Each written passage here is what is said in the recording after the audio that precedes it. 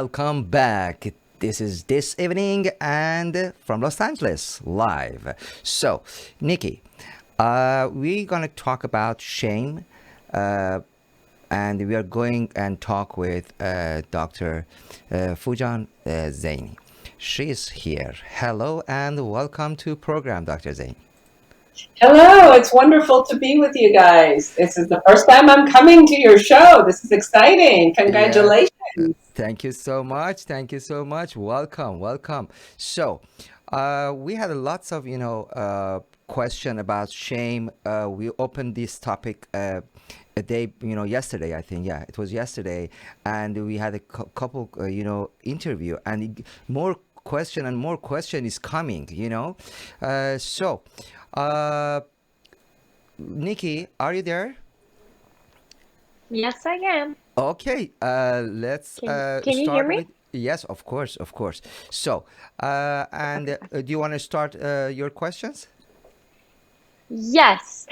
Dr. Zane, I was wondering what's your thought on what shame can do to one person? Shame is sometimes a very, very toxic emotion. Sometimes it can be a healthy emotion, and I'll tell you what the difference is. So, the toxicity of it is that when we feel ashamed, when we haven't really done anything wrong, and we really think that is our core being that is not good enough, then it really brings down our self confidence and self esteem. And for us, self esteem means the dialogue that we have with ourselves in our own private space. And that's really like the motor, the engine that runs us. And, we take ourselves everywhere, right? Like it doesn't Mm-hmm. matter who we're relating to, where we are. There's always this kind of conversation inside of us with us. And when that's negative, and it has a sense of shame in it, it has the feeling of, I'm not good enough. I'm the one who's not enough, and you're constantly living with that. You can't really be spending all of your energy and potentiality out there. You don't put yourself out there because you don't even think you deserve it. So you can see the effect on every aspect of your life. The part that I said there's also a healthy shame is, when we call it consciousness, right? Like if we do something like harm someone, and if we're really shameless about harming someone, Mm-hmm. then we could, at the extreme, turn out to be psychopaths. We could kill Mm-hmm. people and not care, right? So a part of a healthy shame is necessary to hold us back from hurting another human being or ourselves. But when it gets toxic is when it's unfounded, when there isn't really anything we've done wrong. And we still think of ourselves not only that we are capable of doing something well or not, but think that my core being is not enough. Right, right. What are some of the symptoms that you like someone can show in order to for their shame to be very vivid to someone? When you see that someone, no matter what you say to them, they put themselves down. You give them a compliment and they're like, shun it and say, no, no way, that's not the case. Or you say something beautiful about them that they really have done, and you're giving them a compliment based on result, and they demean themselves. Or they very shy, they have social anxiety, and they don't want to look at somebody in the eyes and be out there. A lot of the underlying emotions that are that they go based on eating disorders or Mm-hmm. anxiety disorders or addictions is shame. When I've worked with addiction for about 30 years, Wow. and many times when we really dig deep in what's going on, shame surfaces itself, and you see that when they were a child, they maybe they had their parents talk to them in a way that was brought shame in them. Maybe they did something and they blamed themselves. For example, I was talking to someone this morning, and as we were kind of digging inside and seeing where were these feelings coming from, she made a mistake, and she didn't even really make a mistake. She said something, and her father got very angry at her mother, and she thought that she was the cause of their upset. And she held that for herself, blaming herself and feeling really ashamed for a lifetime. Like, she's 40 years old, and Wow. she lived with that for that long. People who've been abused physically or sexually, they really hold that shame inside, as if even if they didn't do anything wrong and they were, the victim of what was going on, but they made it about themselves, and they thought there must be something wrong with me, that I was abused in this way. So you can see how it could be sourced, and then how you could see it outside is the person holds themselves down consistently in the way that they talk about themselves. Their body language is holding in within.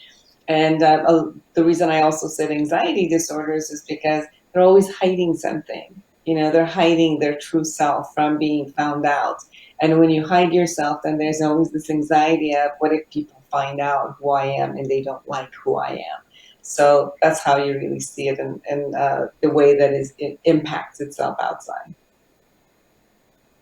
Would you say it is the same in kids as well as the adults? And when parents should be very concerned if there is a red flag? Every time we look and work with kids, if the kids are more aware of what's going on, they're more apt to be able to release everything quicker. So even when we do therapy with kids, maybe it only takes 2, 3, 4 sessions, and they release anything that shows up for them when they change the idea of the thought and the belief that they put around it. How do they show it? If I would suggest for parents and teachers to really look at, if the child who's in front of them does not aspire, they're not attending to things that they can be attending, and then when you let them know that you can, they usually come up with, I can't, I'm going to fail, I can't do that, I'm not good, and they hold back with a lot of fear. You also want to know if you want to check to see if that fear is just based on novelty of things that they want to learn, or is it that they think they can't do it, is because they're not good enough that they can do it. So the distinction between those two will show parents that if the person for some reason is holding shame, kids are very vocal in, they won't use the word shame, but you can hear in their words that they're embarrassed. And if the parents are adding to that embarrassment, like one of the ways, I'm sure each one of you have experienced this once in a while, where your parents come in and everybody's sitting, and then tells you, come in front of people and say this, or go play piano in front of so and so, and then you feel very embarrassed, and then you screw up for a minute, or you have anxiety, and then it didn't turn out well. Oh my God, like that would stay as a trauma for a while. So, but if you're in a family that they repeatedly do that, okay, then that's going to stick. But if it's once in a while, it'll just come and pass. Yeah. How do we get rid of this Say, shame? I was one exception. I wanted my parents to do that. You wanted the attention. Yes, beautiful. Yeah, and I'm sure you probably did an amazing job when they gave you the attention. So that's definitely real, except the times that we don't want it and we really don't want the attention and people are forcing us to do it, then we get really embarrassed. So, like this beautiful way you said, if you could really see what your child needs at that moment, and, give them the respect that if they do want it, great, fourth, and if they don't want it, to respect their personal space for them to be ready if they really wanted to do that. Amir, you talked about how do we get rid of shame. Yeah, First is please. always it's about how do we first attend to it, realize it, right? Right. So if I'm having really negative thoughts about myself and negative feelings about myself, to really still first get aware, become aware of what's going on. Then when in one of the awareness integration model that I created, I usually say to you, then go and see where is it in your body, because we hold emotions in our body. You could really have it the sensation, it's held somewhere in your body. And then you could focus, close your eyes and focus in that area of your body that you're feeling that type of an experience. Grade it from 0 to 10. 0 Mm-hmm. not having a lot of intensity, 10 having higher intensity. And then kind of close your eyes and go into it and see what it feels like, the essence of it, the shape of it, the smell of it, whatever, what it feels like. And then allow your body and ask your body to take you to the first time you've experienced this type of shame, right? Or any emotion that you have. And then just let yourself go with it and look at the memories. And in those memories, if there are areas that you look at yourself and take care of yourself and remind that part of you that, hey, I'm coming from your future. I survived it all. It's all okay, you know. So you can reconnect for that part of you and nurture it.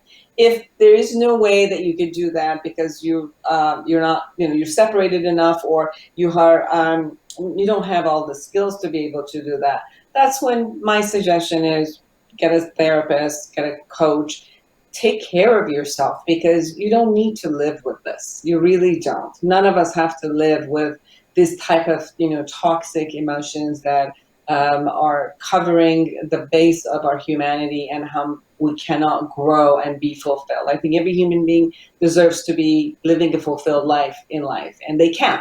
There's a skill to be able to do that.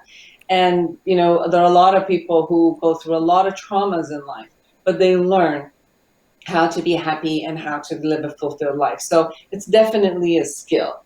And if you don't have this skill, then get help, because you don't need to live with this and live through it all your life. Right, right. Thank you so much.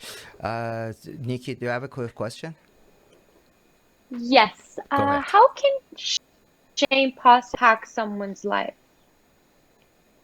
The way that it impacts people's life is it keeps them small. It keeps them in hiding. One of the ways that shame it shows itself, it's the way that you go into addiction. What is addiction is another definitely aspect of hiding.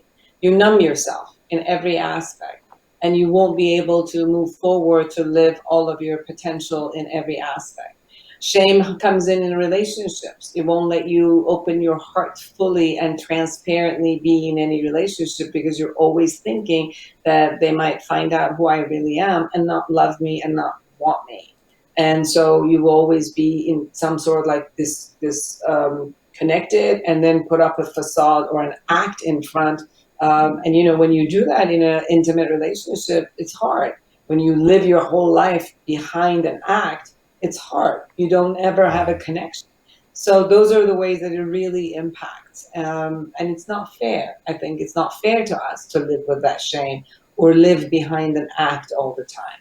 Right. When you are transparent, when you live as your whole, that's when you feel fulfilled and feel that type of transparency gives a lot of connection and love. You can give and receive love because you believe it. But if you hold shame, even if people love you, you won't believe it, because you think you don't deserve to do that. Like, they don't see the real you. They're only seeing the act you're putting up, right? And Right. even if they truly see you and love you, you won't be able to receive it. So it feels lonely when you hold on to the shame for the rest of your life. Right, right. So I know COVID-19 situation changed everybody lifestyle, and how affected to you and your business. Well, at the beginning, I think of the weeks, my clientele went down because obviously people were getting adjusted. I wasn't in my office, and some people did not like the virtual way of speaking with me. They wanted to be in the office. That's how they were used to it. I had clients who had completely lost their job. Their whole family lost their job. Right. But then after a while, after 2 weeks, it all picked up because emergencies came. People were in the household together, husbands and wives, and the children were, everybody was at home in a small quarters, and they couldn't handle it anymore. The stress was going high, and they needed skills in how to handle that. So there were a lot of anxiety, panic attacks, because of people's family members were dying, where they were afraid of getting it, the illness, or job factors and income factors. They were Right. all out. So a lot of anxiety, panic attacks, insomnia, not sleeping at night. quarrel between husbands and wife, violence, domestic violence, abuse with the children, a lot of affairs started showing up because now they're at home and they're in vicinity of each other, so they pick up on things that were there, so it created a lot of issues.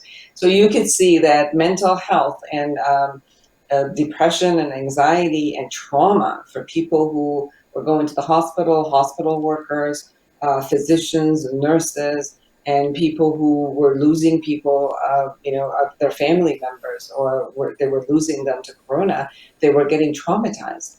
So there's a lot, and I think that the after effect of the corona will have the highest amount of issues with the mental health, the depression and trauma and anxiety. So I know I'm here. I'm offering sliding scale for people. I offer a Saturday morning free Zoom for people to come in to share with experts and talk to us, and What time? trying my best to be with people. What time, Dr. Zaini? The Zoom call is 10 a.m. Los 10 Angeles a.m. time. It's actually Mm-hmm. most of the people who are there are Iranian, so they put it in Farsi. Mm-hmm. But I'm also offering, different ways of handling where whomever is having an issue, so that I could personally be there for them. And This is time. We've got to be there together. We're going to pass through this together. We will all do it. So it's just amazing. anyone who can, offer a hand to pull us through this. I think it's great. My Amazing. own Amazing. work and my days are busy, as we've talked.